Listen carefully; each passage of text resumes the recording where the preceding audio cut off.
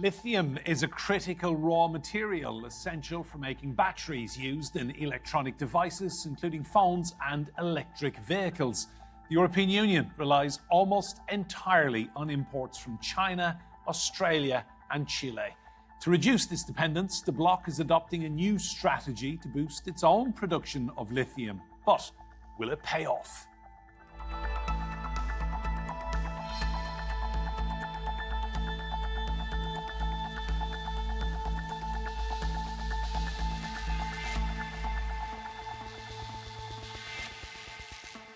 Hello and welcome to Roundtable. I'm Enda Brady. Now, it's one of the most sought-after minerals on Earth. And if Europe is serious about leading the electric vehicle revolution, it can't do so without its own supply of lithium.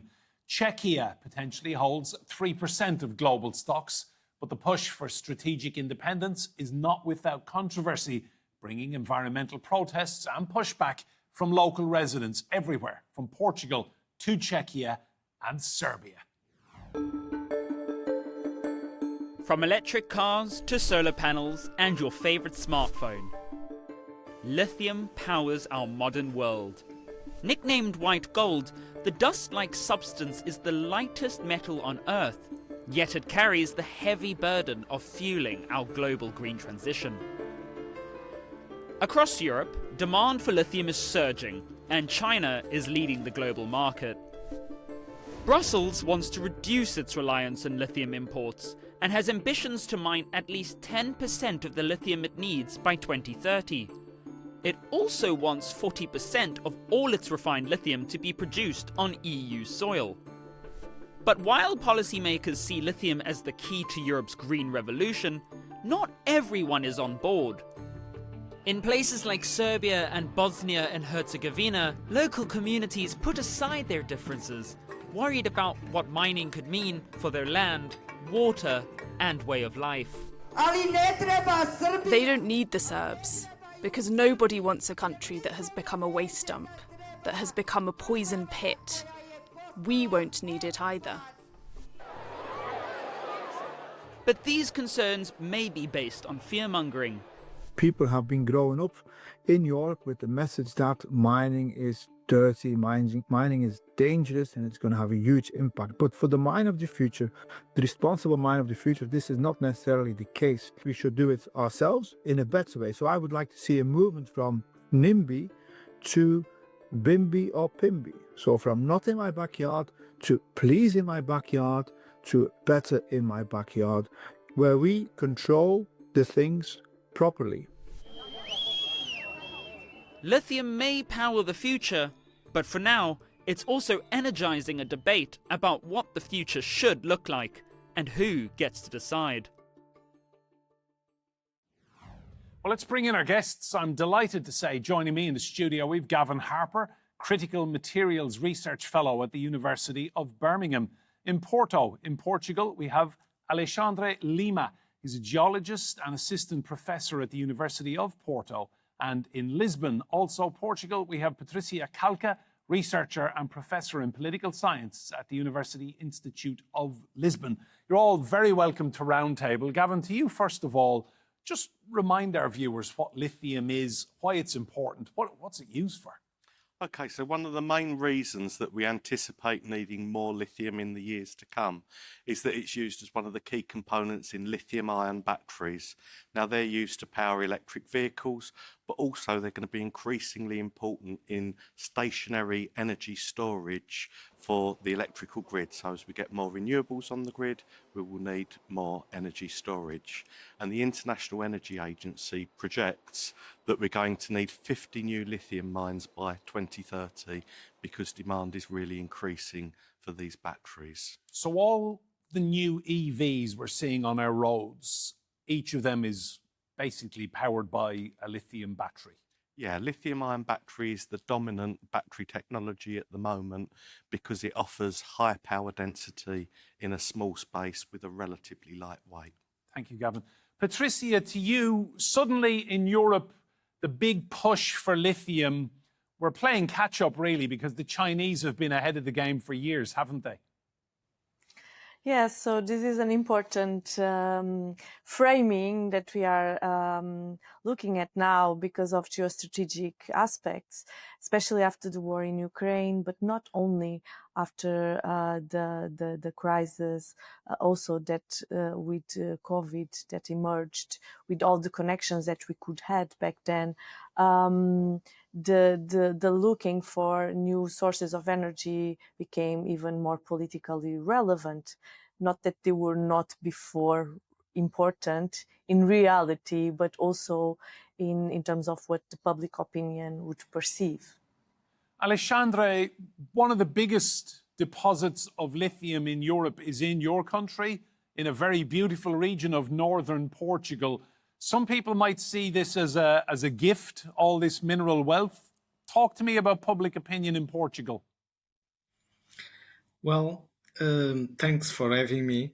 But in terms of the biggest, is related to the kind of mineral that is being used on to obtain lithium at the moment for lithium hydroxide. That is spodumene. So the pegmatite that we have in northern Portugal, it has the biggest amount of resources in spodumene. So in the inlands in Portugal, we have, in fact, potential for, let's say, a lithium mine, but in some cases is being proposed as an open pit. In other cases, they are being proposed as underground mine. And it's a very different way and impact when you propose different approaches on mining, underground and open pit. And of course, the people to the open pit, they react very much because they see it as a huge scar in the landscape. I think that it's mostly related to that, the opposition to the mine. Patricia, just come in on that then. What's the strength of feeling like in Portugal about this resource? Yeah, there is several ideas that came in the last years about this. Firstly, because when this started to be talked, it was kind of surprising for most of the population. It was not a topic that regarded everyone. Then, because some years ago, 2.5, it was somehow connected with some cases of potential corruption in the former government. Because of other scandals, this became quite big in the news. By now, we don't hear it too much in the agenda setting, mostly also because we already had new elections. We are going to have presidential elections soon. And so the agenda, especially with the far right or extreme right demanding several aspects within the country, and this not being irrelevant in that point, is not very talked about. I think is mainly relevant in terms of topic and public opinion in the areas that are mainly affected or potentially affected, I would say. Thanks, Patricia. Gavin, to you, across Europe, so there are big deposits in Portugal, Serbia has some, Czechia, or what was the Czech Republic just on the border with Germany, they have a very significant deposit of lithium. And in all of these communities, a lot of people are not happy. So how does Europe balance the need for lithium with the concerns of communities about the impact on the environment? So obviously lithium as a resource can come via several different methods, and we've alluded already to the fact that there's open cast mines and there's also other innovative methods. So it's perhaps worth winding back a little bit to say, if you look at South America, you have lithium that is extracted from brine, and the brine is allowed to evaporate in these large sort of open ponds. You also have hard rock lithium, as we've just talked about there. That's lots of the deposits in Europe. But there are innovative methods. So you mentioned lots of other countries. Let's not forget about the UK. There's Cornwall in lithium. There's also lithium in the Tees Valley up in the northeast. And they're looking at innovative methods to extract the lithium. A method called direct lithium extraction, whereby brine can be pumped from underground processed in a much smaller facility, like a factory, and then the wastewater is returned to the ground. Now, the opportunity with that is that it's a much smaller footprint and potentially, you know, the environmental impact is lower. What you have to balance that against is the fact that's going to be much more expensive to achieve lithium extraction using that method compared to some of the other, perhaps cruder mining methods. And so is the market willing to bear the price of advanced technologies? How much does Europe need lithium now? It's a huge conversation at the highest level. So I think lithium will become incredibly important in the years to come because of the energy transition. What's worth thinking about is it's not just about where we mine lithium, it's not just about the primary extraction of lithium from the ground, but it's also about that whole supply chain through which there are lots of different links. And one of the things that's particularly important is what we call midstream processing. So that's not the mining, that's taking the material, upgrading the material and turning it into a form where it's suitable for use in batteries. And then, of course, we need the gigafactories that are actually going to produce the batteries at the end of the day. And at the moment, most of that gigafactory capacity is being built out in China. Europe and the West are playing catch up with all those different elements of the supply chain, not just the primary resource. Patricia, to you, how far behind is Europe then? If China is leading the way on this, as they are with rare earth minerals, how far behind do you think Europe is? Well, in technical terms, I don't know. It's not my area of expertise. However, we know how culturally China works. China works in the long time. Europe has not been working in the long time, not even in the medium run time. So we know that we are actually dealing with the problems quite close to the higher points of it, right? And China has been doing this for a long time, predicting also with different ways of being able to address this kind of resources, because the public opinion in China has a different characterization and different characteristics that we have in Europe, where we don't only have to deal with other type of information that the population receives because of the political systems where we live, but also because we are dealing with different countries, and in itself makes the challenge bigger. Thank you. Alexandre, is Portugal ready to step up then and mine this resource? Or do you think there's going to be an ongoing public conversation about the benefits and the cost to the environment? I believe that in some of the areas in Portugal, there will be the possibility of mining. Can be in central Portugal, can be in northern Portugal. There are areas that the people see the lithium mining as an opportunity, because, as you may know, most of our population is in the border with the ocean, very close to cities like Porto, Lisbon.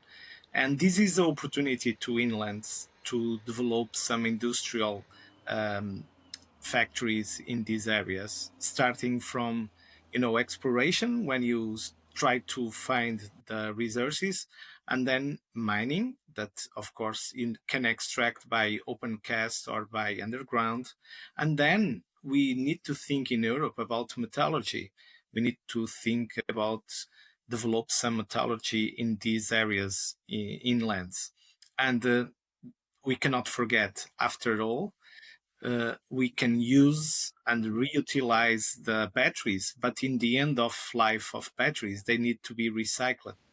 So there are also some opportunity to do it in inlands if we develop all these lithium value chain inside the areas that are, with less opportunities in Portugal. So I see this, and I think that we can convince the people about the opportunity, and don't so much about the threat to the inlands of Portugal.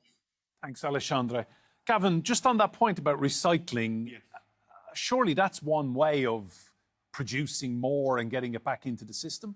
Most certainly. It's worth thinking about the fact that it's not just about taking those materials back to raw materials. If we can keep them in their sort of manufactured, blended, battery grade form, we can retain so much more value for future batteries. And so, there's two things here. It's about waste management, safe waste management, because there's potentially a danger around, badly treated lithium-ion batteries, so we need to handle them responsibly, but we also need to be able to recover the critical materials that they contain on the other hand. Gavin, it's interesting to note that the country in the world that produces the most raw lithium is Australia, 34% of global supply. But then when you look at the country that produces the most refined lithium, it's China, 72%. So clearly the Chinese are going all over the world, getting raw lithium in and then refining it themselves. Yes, for sure. And the bulk of the sort of final manufacturing of lithium-ion batteries as well, those gigafactories are also concentrated in China. And I think, referring to that earlier comment, it's that fundamental tension between China and the West, where China has that long-term planned industrial strategy. They've seen this opportunity down the line. They've created the industry and the infrastructure to manufacture the products, and they've also introduced the legislation and regulations to make sure that those products are successful on the market. By contrast, in the West, we've just said the market will deliver the solutions, and the market hasn't delivered the solutions. There's a market failure here that we need to address, and I think governments around the world are starting to warm up to the idea of more managed industrial strategy, more investment in key foundational industries, but we're catching up and there's a lot of work that needs to be done. Patricia, to you, you mentioned earlier on China's long-term strategy on this, the way they are always looking ahead, relentlessly forward-focused. In Europe, it's almost like we've taken our eye off the ball here. Well, Europe functions in a very different way, like I said, and especially at the level of the European Union, or the coordination of so many countries, it ends up in very small steps. Actually, this possibility that we can extract lithium in a good way, or in a sustainable way, or in a better way, in Portugal would give, in this case, for the Portuguese government and the country itself, a strategic advantage within Europe, and a different stand for a small country like Portugal. But nevertheless, we know that the agreements at the European level, unless we are talking about an emergency, and even then, are very curated, so to say. Alexandre, do we need to change our mindset in Europe and start focusing long term? The Chinese running rings around everyone in terms of raw minerals and raw earth minerals. And we just seem to think that, as Gavin said, the market will deliver. And the market in this is quite clearly controlled by China. Well, one of the things that we take advantage in our country, it was that once that we have the lithium, our universities and institutions, they studied lithium for a long time. And what we are doing is applying, for instance, remote sense to study, lithium occurrences all over the world, overseas. And what we find is that when we try to get a new area in Africa, in South America, there's already a lot of Chinese companies operating on these countries. The big difference with Europeans is that we use some kind of standards on environment and in other kind of social and labor rules that the Chinese, they don't apply this on Africa and in other countries of South America. So what we can differentiate between Europeans and the Chinese is that, for instance, the African countries, they accept better our kind of exploration, mining, processing, and refinery.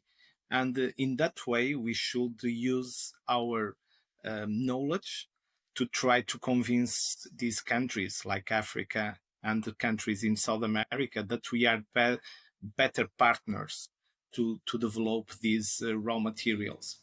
Gavin, on that point, how important do you think that is, that European companies will be able to go places and convince them, as Alexandre says, that Europe would be a better partner than working with the Chinese? So I think one of the things, as was just said, Europe tries to some degree protect its market through higher standards in terms of, sort of environmental standards, sustainability. It's one of the mechanisms that's used to try and protect European producers. Now, we wrote a policy paper for the journal Science around the European battery regulations. And one of the things that we said is that because China has so much access to a breadth of different potential material sources, actually China is much better placed than European manufacturers to access that market, because it can pick and choose from higher quality producers with high ethical standards, and then it can use the sort of material that perhaps we wouldn't want to see on the market in the European Union for its own domestic market. So it has that broad breadth of suppliers, but also that broad range of customers. And actually, I think there's a more fundamental challenge in Europe. We're struggling to build a lithium-ion battery industry at all. And Europe's very good at regulating things, but there's a risk that we introduce so many hurdles that we make it impossible to get that industry off the ground at the same time. And I think there's a bigger cost that's associated with that. How far behind the Chinese are we then, in all honesty? Oh, massively. I think when you look at the number of gigafactories globally, Benchmark Mineral Intelligence have published some data. There's 300 factories in China either being built or in the works to 2030. We've got a small fraction of that in Europe. By comparison, America is also playing catch up. So there is an enormous challenge, but I think there's also opportunities for partnership. So Renault wanted to build a small, cost-effective electric vehicle. They said we can actually learn from the Chinese. We will have an innovation centre in China. We will look at how they develop electric vehicles cheaply, work with them. You've also got Chinese manufacturers that are investing in gigafactories in Europe to produce lithium-ion batteries. So I think whilst there are competitive tensions, and there are things that we're certainly worried about in terms of sovereignty and having our own capability to be able to do things, we should also look at those opportunities for partnership and where we can actually learn something, because there's an enormous learning curve and China's already been through that learning curve. Thanks, Gavin. Patricia, just final point to you. We're seeing a lot of money come into Europe in terms of producing lithium. In a country like Portugal, where you have very beautiful environment and scenery, that's a real balancing act, isn't it, between employment and natural resources and local communities. I'm thinking in northern Portugal around Barossa, where people are very, very worried. Yes, this is the major challenge for a government of a country like Portugal. So this area is not the most touristic area in terms of the number of tourists, but exactly also because of that, it has been maintained quite natural looking and culturally very appealing, because it has the roots of the agricultural area and beautiful nature. However, the government has to exactly debate also what my colleague said before about the relevance for the populations that live in the area and the attractiveness.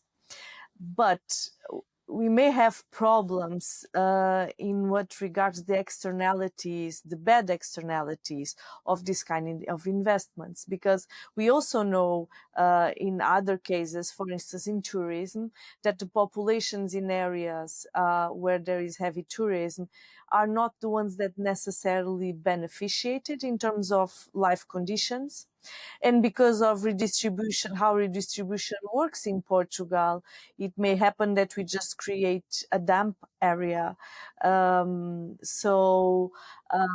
this territorial organization and the strategy that in the end Lisbon has to define has to be very carefully dealt with, to not talk about all the lack of transparency that came into the news and the suspicious of less correct behavior, like suspicious of corruption and so on that I talked in the beginning.